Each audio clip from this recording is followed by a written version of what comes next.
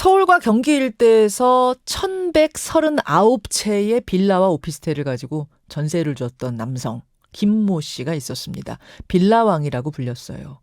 그런데 얼마 전 장기 투숙하던 호텔에서 급사했습니다. 문제는요, 빌라왕 김 씨가 종부세 62억 원을 내지 못해서 신용불량자가 된 상태였고요. 지금 전세 사기 혐의로 수사를 받던 중에 숨진 겁니다. 그런데 상속자는 없어요.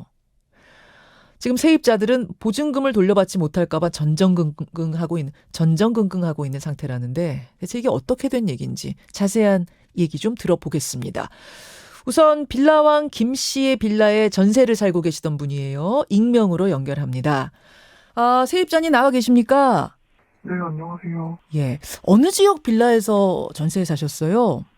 서울 강서구에 있는 빌라에서 거주 중입니다. 서울 강서구. 입주하신 건 언제쯤 될까요? 작년 4월이에요. 작년 4월. 계약은 2년 하셨고요. 네네. 예. 보증금은 얼마나 내셨는지 여쭤도 될까요? 보증금은 2억 3,700만 원으로 들어왔습니다. 2억 3,700. 근데 계약할 때 이 집주인이 빌라 천여 채 가진 그런 임대인이란 거 아셨어요? 전혀 못 들었었어요. 처음에 건축주랑 계약을 하고 그 이후에 임대인이 변경이 될 거란 건 들었었고. 아, 그 빌라의 건축한 사람 B 씨와 먼저 계약을 하면서 이게 이 빌라에 이제 새 주인이 생길 것이다 이렇게 얘기를 한 거군요. 네, 맞습니다. 예. 그때 당시에는 뭐 근저당이라든지 아니면 압류라든지 이런 게 전혀 걸려있지 않았고, 제가 이 집을 계약할 때 보증보험을 가장 중요하게 생각했거든요. 예.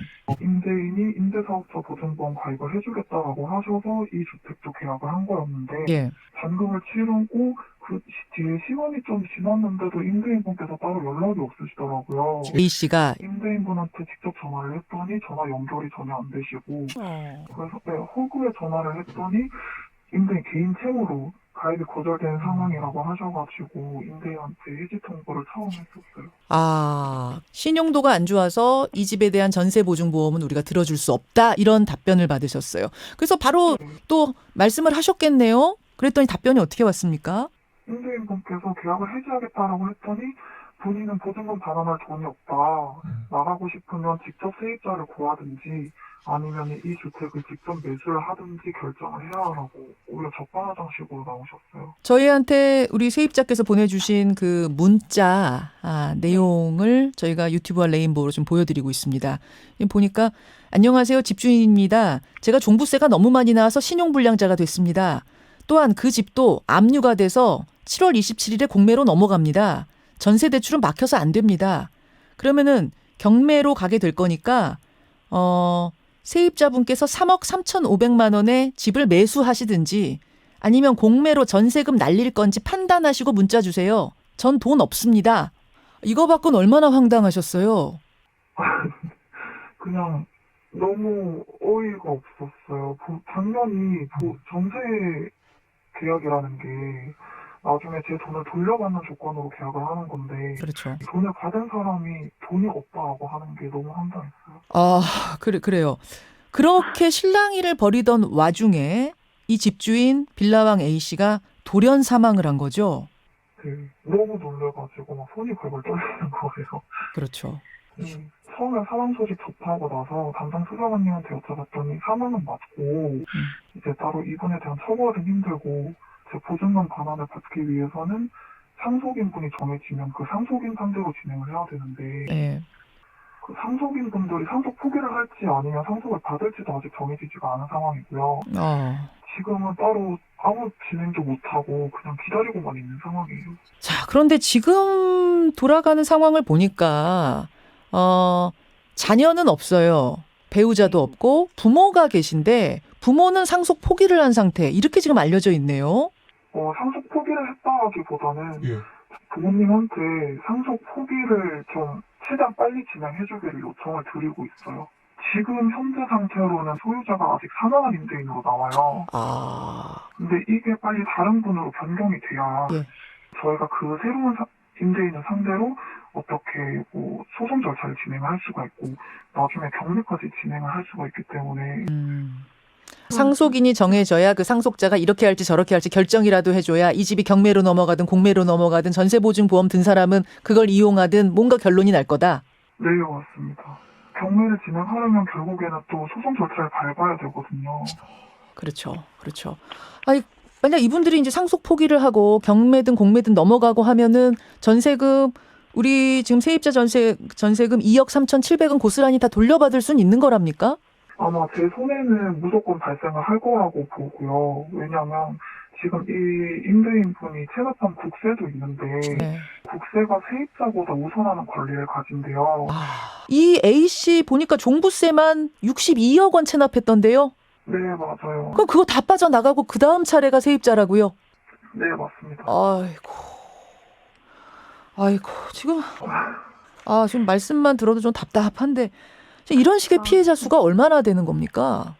지금 제가 알고 있는 임대인이 가진 주택 수가 한 3채 좀 넘는 걸로 알고 있어서 예. 네, 아마 피해자도 그 정도 되지 않을까 싶은데 지금 저희가 피해자 모임이 따로 만들어져 있어요. 예. 거기에는 한 450명 정도밖에 없거든요. 그래서 아마 지금 현재 자기가 피해를 당했다는 사실도 모르시는 분들도 많을 것 같아요. 이런 일이 지금 발생했구나조차 모르고 살고 있는 세입자들도 계실 수 있겠네요, 정말. 네네. 그 한 450명 모여있는 피해자들 이야기 나누시다 보면은 별의별 사연이 많겠어요. 네, 맞아요. 다들 지금 너무 힘든 상황이시니까. 그리고 대부분 다 20, 30대거든요. 청년, 사회초년생 아니면 신혼부부분들이 대부분이라. 예. 정말 심한 분은 스트레스로 유산까지 하신 분도 계시고. 아이고. 네, 아니면은 지금 원래는 결혼 계획이 있었는데 그 계획에 지금 차질이 생겼다든지. 이런 분들이 많으세요. 전 재산 다 날린 분들도 많으시겠죠. 이 정도 가면. 알겠습니다. 이게 피해자들끼리 이야기하면서는 이 A씨의 죽음 혹은 이 A씨라는 인물 자체에 대해서도 좀 미스테리다, 의혹 품고 있다 이런 얘기도 나온다면서요. 본인 자본을 가지고 사업을 하신 분이 아니잖아요. 명의만 빌려주신 분일 수도 있고 제 생각에는 아마 임대인이 본인 혼자서만 움직이진 않았을 것 같아요. 배후에 누가 있을 거다 지금 의심하고 계시는군요. 피해자들은. 네, 맞아요. 건축주나 부동산이나 이런 어떤 일당이 있어서 그분들이 같이 이렇게 좀 이 사건을 벌인 게 아닌가 하는 생각이 들어요. 자, 이 부분에 대한 수사가 아마 있어야 될 것 같습니다. 용기 잃지 마시고요. 오늘 이렇게 인터뷰 응해주셔서 고맙습니다. 네, 감사합니다. 예. 갑자기 사망한 빌라왕 김모 씨. 이 김 씨한테 전세금을 돌려받지 못한 피해자가 상당히 많습니다. 그중에 한 분 직접 만나봤습니다.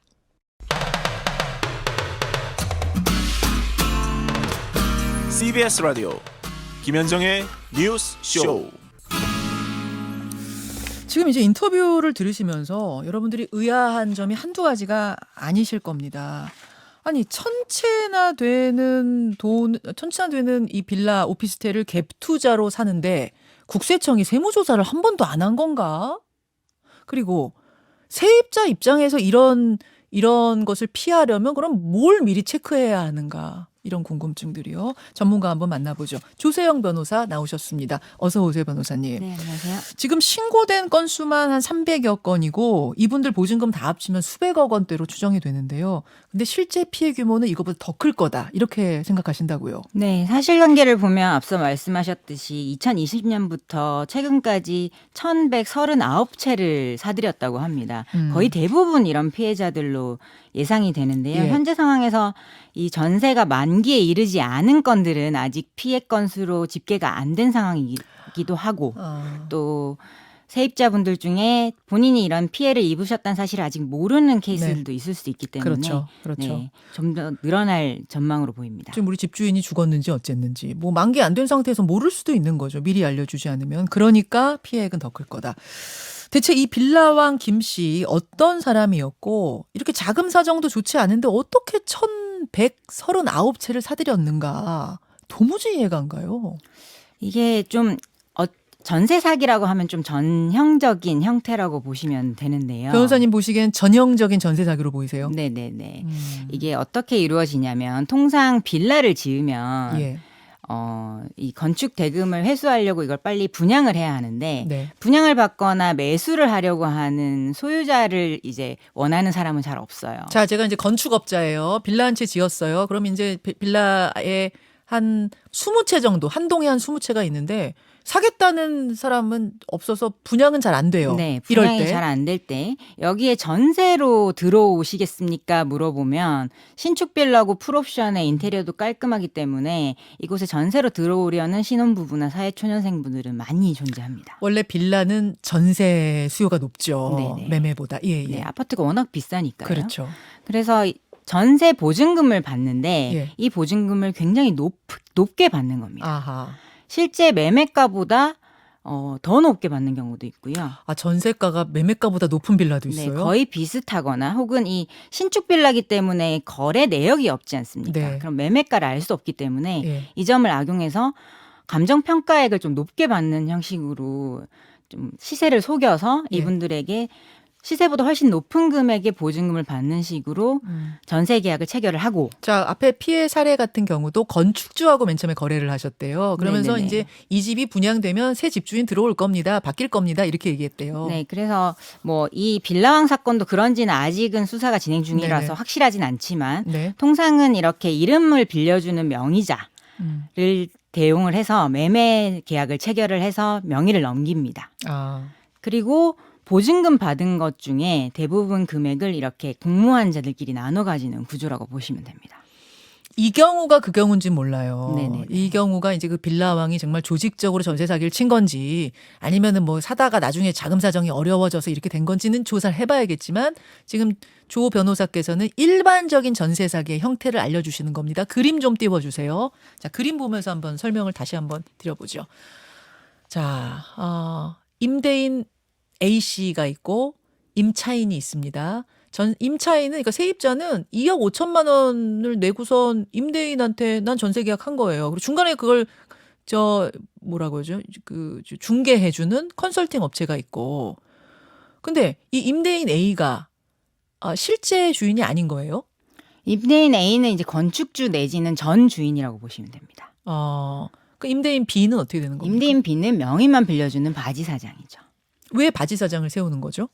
임대인 A 책임을 좀 벗기 위한 것도 있고 이 과정에서 부풀리기를 하기 위해서 매매가를 높게 산정하는 매매 계약 내역을 만들기 위함도 있습니다. 주로 임대인 A는 그러니까 건축주라는 거죠.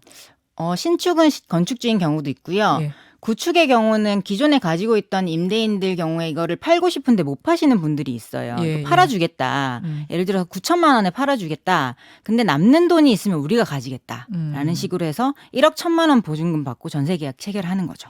저 임대인 B, 그러니까 주인은 자기는 임대인 B하고 지금 계약한 걸로 알고 있는 거잖아요. 근데 그 밑에 지금 뭐라고 써 있냐면 신용불량자 이렇게 써 있네요. 그러니까 명의를 빌려 오는 그 사람을 신용불량자들한테서 명의를 사온다는 얘기인가요? 네, 그런 경우가 많습니다. 정상적으로 사회생활 하는 경우에는 자기 이름을 저런 식으로 빌려주는 빌려주지 사람이 않죠. 없겠죠. 그렇죠. 게다가 이 사람이 신용불량자면 나중에 파산 선언해버리면 되네요. 그렇죠. 나 돈 없습니다. 보증금 못 돌려줘요. 이런 식으로.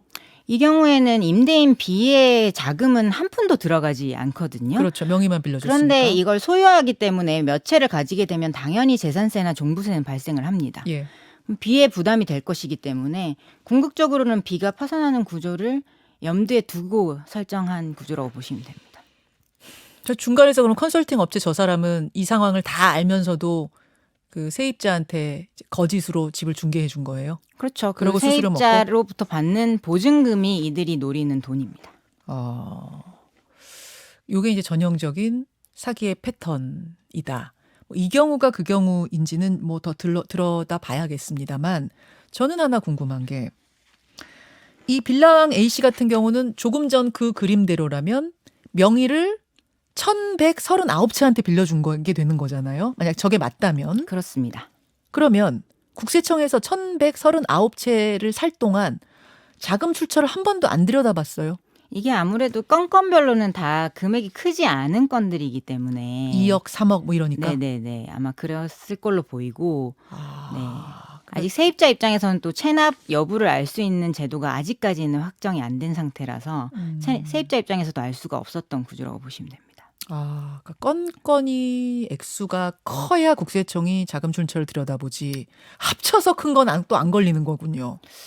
그건 네, 국세청이 물어봐야 될 것 뭐 같지만. 국세청의 뭐 메커니즘을 정확히는 모르겠지만 네네. 하여튼 이 사람은 한 번도 안 걸린 거예요. 그렇습니다. 예. 그리고 종부세는 밀려서 62억 원이 됐고 지금 어쨌든 이분이 이 빌라왕 A 씨가 사망한 상태이기 때문에 세입자들은 보증금을 돌려받을 수 있느냐가 당장 급한 문제일 텐데 그 보증보험 전세 보증보험에 가입을 한 분도 있고 못한 분도 있대요. 그거는 빌라왕 A 씨의 채무 상태에 따라 그 전에는 아마 한 분이 있을 거고 채무가 많아진 후에는 보증보험에서 안 받아준 세입자가 있을 거고 그런 거겠죠. 네, 전 주인과 사이에 뭐 보증보험을 체결했다가 이제 그냥 이름만 바뀐 다음에 계속 유지하신 분도 있을 걸로 생각이 됩니다. 그렇죠. 이분들 어떻게 될 걸로 보이십니까? 1139채의 세입자들. 우선 보증보험 가입 여부에 따라서 이 보증금 회수 가능성은 아주 달라질 것으로 보입니다. 지금 보증보험 가입하신 분들도 아직은 못 받고 계신데요. 그거는 예. 지금 상속 문제 때문에 좀 걸려 있는 거고 예. 시간 문제이지 궁극적으로는 보증금을 돌려받으실 수가 있습니다. 자, 상속자가 지금 부모거든요. 부모만 가능한데 부모님이 상속 여부를 확인을 안 해주고 있는 상태래요. 근데 만약 이걸 내가 상속 포기하겠소라도 확정해주면 보증보험에서 돈 받으실 수 있다고요. 이게 좀 복잡한 부분인데요. 상속법상 이 2순위인 지금 1순위는 없는 상태고 2순위인 부모가 예. 상속 포기를 하게 되면 네. 사촌인의 혈족까지 계속해서 상속이 일어나게 됩니다. 부모만 포기했다 끝나는 게 아니에요? 사촌들까지 다 가요? 네, 그렇습니다. 아이고, 근데 뭐 시간이 그 오래 경우에 걸리겠구나. 그 사람들이 모두 포기하거나 아니면 그 중에 일부가 한정 승인이란 절차를 밟아주게 되면 이게 끊어지게 되는데요. 예. 그 이후에 상속인이 확정되지 않은 상태라면 법원이 이제 상속 관리인을 선정하는 절차가 있습니다. 예. 이 절차까지 밟게 되는 과정이 좀 오래 걸려서 지금 도시보증공사 측에서는 이 부분에서 좀 곤란한 점이 있다 해서 지금 보류를 하고 있는 상태지 뭐 돌려받지 못하는 건 아닙니다. 시간이 걸려도 돌려받을 수는 있다. 근데 하나 걸리는 것이 종부세를 62억 원이나 체납하고 있기 때문에 국세청에서 먼저 가져가는 거 아니에요? 이 돈이 생기면? 그래서 보증보험을 가입을 하는 건데요. 보증보험회사에서 대위 변제를 먼저 해주고요.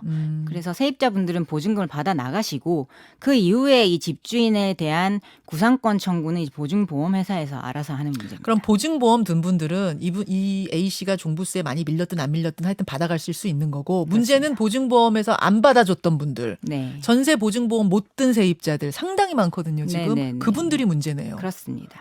어쨌든 사람은 죽었지만 집은 남았으니까 물건은 남았으니까 이게 뭐 경매든 공매든 넘어가면 돈이 나오긴 나올 텐데 그 돈이 국세청으로 먼저 가는군요. 그렇습니다. 애초에 금액 자체가 너무 높았기 때문에 일단은 문제가 됩니다. 깡통 전세라고 하는데요. 예. 매매가 대비 보증금이 거의 비슷하거나 거의 차이가 없는 경우이기 때문에 예. 이게 일반적으로 세금이 없다고 치더라도 경매가 진행이 되면 낙찰가는 당연히 시세보다 훨씬 떨어지게 당연히 되거든요. 떨어지죠. 경매 낙찰가는. 네, 그러면 이제 경매 비용 빼고 이런저런 비용 빼고 남는 낙찰 대금은 당연히 세입자분들의 원 보증금보다는 적은 적죠. 금액이 됩니다. 근데 지금 그나마도 또 못 가져가게 생기셨다는 거 아니에요? 그렇습니다. 거기다가 이제 체납 세금이 먼저 징수가 되기 때문에 지금 여기서 받아갈 돈이 매우 부족할 것으로 예상이 됩니다. 원희룡 국토부 장관이 이 피해자분들에 대한 어떤 구제 방안에 대해서 뭐 구체적으로 좀 논의하고 고민하겠다라는 입장은 밝혔습니다만 원칙적으로는 지금 조 변호사님 말씀대로 쉬운 상황은 아니에요. 이제 중요한 부분은 아까 세입자 인터뷰 들어봤지만 세입자가 잘못한 건 없어요. 뭐 등기부 등본 다 보고 깨끗한 거 확인하고 우리가 이런 상황에서 어떻게 이 사람이 전세 사기를 치려는 사람인지 아닌지를 알 수 있는가? 내가 세입자라면 뭘 봐야 하는가? 팁을 좀 주십시오. 우선 이 세금 문제를 확인하시려면 예. 집주인에게 국세 완납증명서, 지방세 완납증명서라는 서류를 달라고 요청하셔서 보셔야 됩니다. 등기부 등본은 뭐 기본이고 네네. 담보 얼마나 잡혔는지 보는 건 기본이고 네네네. 국세 완납 증명서를 달라. 네네네. 네. 이게 뭐 지금까지는 뭐 그런 것까지 보여달라 하냐 약간 별난 사람으로 보일 여지도 있었습니다만 네. 이런 사건이 워낙 많이 일어나다 보니까 정상적인 집주인 같은 경우에는 조금 귀찮을 뿐이지 안 보여주실 이유는 없거든요. 그렇죠. 그렇죠. 특히나 빌라 같은 경우에는 좀 불안한 감이 있기 때문에 네. 요구하셔서 받아보시면 적어도 지금까지는 밀린 세금은 없다. 아하. 라는 부분은 확인하실 수 있어서 좀 안전을 담보하실 수 있고요. 예. 그리고 말씀드렸던 대로 전세가율이 이제 매매가 대비 전세가가 한 80%를 넘어선다. 네. 이런 물건은 많이 의심을 해보셔야 합니다. 특히나 신축 빌라의 경우에 여기 풀옵션에다 역세권인데 이사비까지 지원해 준다고 하면서 막 현수막 걸어놓고 광고하는 케이스들이 굉장히 많거든요. 네. 이때는 좀 더 많이 의심을 해보셔야 돼요. 왜 이렇게 좋은 위치에 이렇게 새 빌라를 낮은 가격에 전세를 놓을까라는 부분을 조금 더 의심해 보시는 게 좋습니다. 근데 건축주하고 거래를 하고 나중에 집주인이 들어오는 경우에는 건축주 거 떼봤자 별 의미 없는 거 아니에요? 이 부분은 제가 말씀드리고 싶은 부분이 있었는데 예. 이 세입자에게 집주인이 바뀌더라도 세입자에게 알려주는 통지 시스템이 아직 없어요. 그래서 예. 직접 뭐 연락을 받거나 아니면 등기부를 발급받아 보기 전까지는 세입자분들이 계속 모르고 계실 수 있거든요. 예. 근데 우리 대법원 판례상 어떤 해석이 있냐면 예. 세입자는 집주인이 바뀔 때 이 계약을 해지하고 원래 집주인에게 보증금을 돌려달라고 할 수 있다는 권리가 있다는 판례가 있습니다. 계약은 건축주한테 했는데 집주인 바뀔 때 싫으면 깰 수도 있는 거예요. 계약을 세입자가. 만기 전이어도 집주인이 바뀌었다는 이유로 예. 이제 임대차 계약을 해지하고 보증금 돌려주세요라는 청구를 할 수가 있습니다. 예. 그래서 이 부분 기억해 두신다면 내가 알게 된 시점이 좀 나중이더라도 알게 된 시점 기준으로 상당한 기간 내에만 제기하면 되는 소송이라서 그런 소송도 가능하니까 꼭 알아두셨으면 좋겠습니다. 그리고 집주인 바뀔 때 나한테 연락을 달라. 이런 얘기를 꼭 하는 게 중요하겠네요. 네네. 그래서 정부에서도 이렇게 집주인이 바뀔 때 공시해주는 시스템 혹은 알려주는 시스템을 마련을 하겠다는 얘기도 나오고 있습니다. 마련해야죠. 이거는 너무 세입자한테 구멍이 많은 지금 현재 제도인 것 같은데요. 네. 이분들 참 어떡합니까? 예, 빌라왕 사건 오늘 속속들이 좀 들여다봤습니다. 조세영 변호사님 고맙습니다. 네, 감사합니다. 김현정의 뉴스쇼는 시청자 여러분의 참여를 기다립니다. 구독과 좋아요, 댓글 잊지 않으셨죠? 알림 설정을 해두시면 평일 아침 7시 20분 실시간 라이브도 참여하실 수 있습니다.